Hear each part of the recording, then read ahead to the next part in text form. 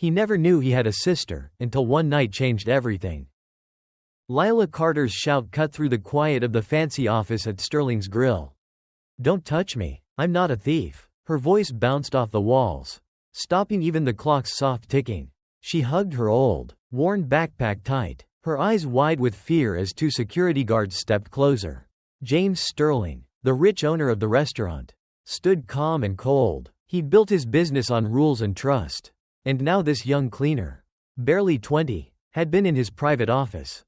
Important papers were missing. He didn't believe in coincidences. But what he found in her backpack wasn't what he expected. Tucked among old letters and medical forms was a paper with his family's name on it. It wasn't stolen, it was proof of something bigger. In one moment, James's world fell apart. The girl he thought was a thief wasn't just innocent, she was his sister. The one he never knew existed. His perfect family was a lie. Lila's hands always smelled like bleach, a reminder of her life scrubbing floors and cleaning tables. At 19, she worked at Sterling's Grill, one of the fanciest restaurants in Seattle. She hated it, not the work, but the way every shiny glass she cleaned reminded her of a life she'd never have. A life with college, friends, and dreams bigger than mops and low pay. Lila was tough, raised in the Sunlight Haven shelter after being left as a baby. She'd just moved into a shared apartment for foster kids who'd aged out of the system. It wasn't much, but it was hers, a small taste of freedom. That night, the restaurant had been packed with important people, lawyers, city officials, even a few actors. The mess they left was huge. And Lila was stuck with extra shifts to clean it up. By midnight, everyone else had gone home. She was alone, mopping near the executive offices. When she saw it, a door slightly open. It led to James Sterling's private suite. Lila had only seen James from far away, tall, sharp, and intimidating. His name was in the news, and his presence made people nervous. That open door was like a dare. Curiosity tugged at her. Just a quick look, she thought. What could it hurt? She stepped inside. The office smelled like wood and wealth.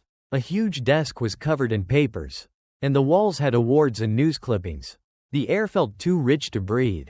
Lila didn't touch anything. She just stood there, heart racing, taking it all in. Then she left, fast and quiet, thinking no one would know.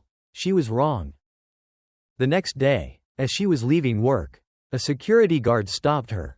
"Mr. Sterling wants to see you." Now, her stomach sank. She followed the guard, each step feeling heavier than the last. When she walked into James's office, he was sitting there, suit perfect, eyes like ice. "Sit," he said, not looking up. Lila sat on the edge of the chair, her hands sweaty. "You were seen near my office last night," James said, flipping through a folder. "Is that true?" Lila's voice shook. "Yes, but the door was open. I didn't stay long. I didn't take anything." James raised an eyebrow. "Did I say you took something? Funny you'd assume that." Lila's stomach twisted. "After you were there," he went on, his voice sharp, "important papers went missing from my safe."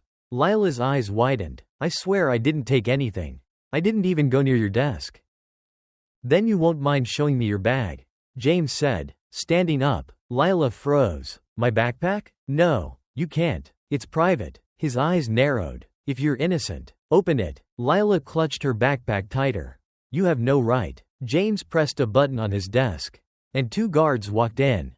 "Get it," he said. Lila backed against the wall, screaming, "Don't touch me. I'm not a thief." The guards grabbed her arms as she fought, tears streaming down her face.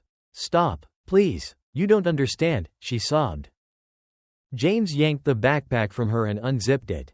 Lila sank into the chair, shaking, covering her face. He pulled out a pack of tissues, a cheap wallet with a few coins, some old letters tied with a string, and a folded paper in a plastic sleeve. He stopped. It looked like a birth certificate. He opened it, and his eyes caught something. His family's name. The mother's name was Evelyn Sterling. The father's name was Thomas Sterling. The child's name was Lila Carter. James read it again, his hands unsteady. He stumbled back. This can't be." Lila sat still, head down, not saying a word. James's voice shook. "Where did you get this?" No answer. He looked at the date, 19 years ago, when he was starting college. He remembered his mom being sick, his family struggling, The truth hit him hard. He just accused his own sister of stealing. Lila, he said, softer now, is this real? Are you my sister? She didn't move. The clock ticked loudly in the silence. James tried again, stepping closer. Why didn't you tell me? Lila lifted her head a little. Her eyes red. Would you have believed me? She whispered. You already thought I was a thief. Her words stung. He had no excuse. I didn't know, he said weakly. Lila gave a bitter laugh. Yeah, I figured. James sat down, guilt heavy in his chest. I need answers, he said, mostly to himself. I need to know why they did this. That night, he couldn't sleep. He sat in his fancy apartment, staring at the city lights, the birth certificate on the table next to a glass of whiskey. He kept seeing Lila's face. Her fear, her pain. He'd seen that look on strangers, never on family. By morning, he knew what to do. He called a number he hadn't used in years. Helen, it's James, he said when a warm voice answered. I need to ask about a girl named Lila Carter. You knew her at Sunlight Haven, right? There was a long pause. I was wondering when this would come up. Helen said. Yes, I knew her. I helped raise her. James's heart raced. Is she my sister? Helen's voice was gentle. Yes, she is. He felt dizzy. Why didn't anyone tell me? Helen sighed. Your parents begged us not to. The story came out slowly. 19 years ago, after James left for college, his mom got sick, and his dad lost his job. They were overwhelmed and gave up their baby. They didn't even name her. Lila was left with nothing but a number. They thought they were protecting you, Helen said, but it was wrong. James felt sick. He hung up, the anger and shame mixing inside him. How could his parents, who he looked up to, do this? How had he missed the truth? That afternoon, he asked Lila to meet him in a smaller office at the restaurant. A cozy room for real talks, not accusations. She walked in, still cautious, arms crossed. Lila, please sit, James said, standing to greet her. This isn't like last time. She sat but stayed quiet. I talked to Helen this morning, James said. She told me everything about the shelter. Our parents, how they gave you up. Lila's jaw tightened. And now what? You feel sorry for me? No, James said fast. I'm ashamed of what I did, of what they did. I thought my family was about loyalty.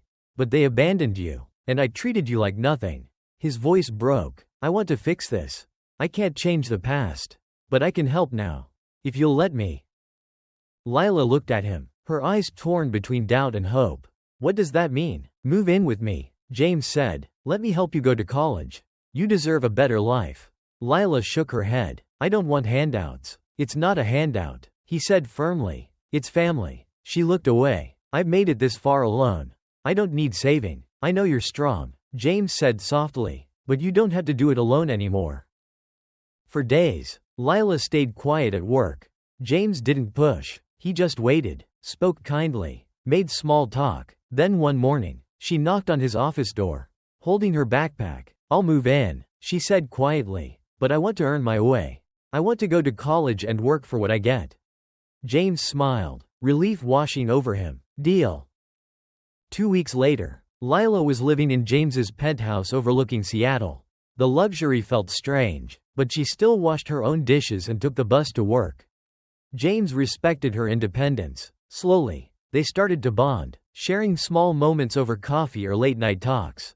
But one thing loomed over them, their parents. James hadn't called them, and Lila hadn't asked. Then one evening, after a dinner of takeout pizza, Lila spoke up, her voice soft. Do they know about me? James paused, his fork in midair. They will, he said, if you're ready. Lila hesitated. I want to see them, she whispered. I need to know why. The next weekend, they drove to a quiet suburb outside Seattle. James hadn't been home in years. As they pulled into the driveway of a neat brick house, Lila gripped her seatbelt. We can leave anytime, James said gently. She nodded but stayed silent. Their mom, Evelyn, opened the door, elegant in a soft sweater. Her face lit up. James, what a surprise. Then she saw Lila, and her smile faded. Mom, James said, stepping aside. This is Lila. Evelyn's voice shook. James, we need to talk privately. No, he said firmly. We talk together. Inside, their dad, Thomas, sat in the living room, his face blank. The air was heavy until Lila spoke. Her voice small but raw. "Why did you leave me?" Evelyn looked down. Thomas rubbed his forehead. "We were overwhelmed," Evelyn said. "I was sick. Your father lost his job. We didn't think we could manage." James cut in, angry. "So you abandoned your kid? You said family was everything. Then gave her up like she didn't matter." Thomas spoke quietly. "We didn't want to burden you. James, you were starting college." Lila took a breath. "You didn't even give me a name."